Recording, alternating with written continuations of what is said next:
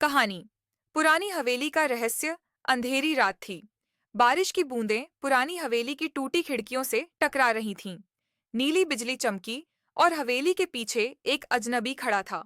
उसका नाम अंकित था।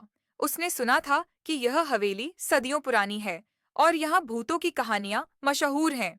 जैसे ही अंकित हवेली के अंदर गया, हवा में अजीब सी ठंडक फैल गई। फर्श की लकड़ी चरमराई और कुछ फिसलते कदमों की आवाजें उसके कानों में गूंजने लगीं। अंकित ने देखा कि एक पुराना दरवाजा आधा खुला था। जैसे ही उसने उसे खोला, अंदर अंधेरा और घना धुंध जैसा कुछ था। उसने अपनी टॉर्च जलाई, लेकिन तभी टॉर्च की रोशनी में उसने देखा दीवारों पर खून के निशान और पुराने चित्र जो अचानक बदलते दिख रहे थे। अंकित ने जैसे ही हवेली के अंदर कदम रखा, उसे लगा कोई उसका पीछा कर रहा है।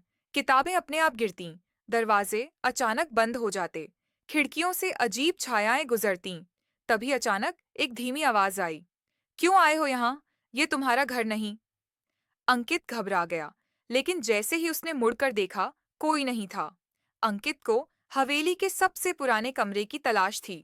वह दरवाजा ढूंढ ही रहा था कि उसके पैरों के नीचे फर्श धसक गया और वह नीचे की तहखाने में गिर पड़ा। वहां अजीब चिन्ह बने थे और एक पुराना डायरी पड़ी थी। उसने डायरी खोली। डायरी में लिखा था, जो भी इस हवेली में आता है, उसकी आत्मा यहाँ हमेशा के लिए फंस जाती है।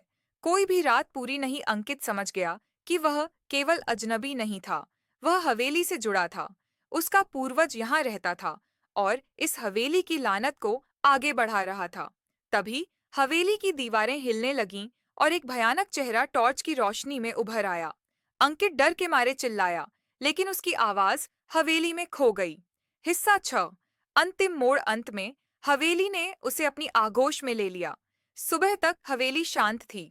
शहर के लोग कहते हैं कि हवेली अब भी जीवित है और अगर कोई रात के समय वहां जाता है तो हवेली उसे कभी बाहर नहीं जाने देती।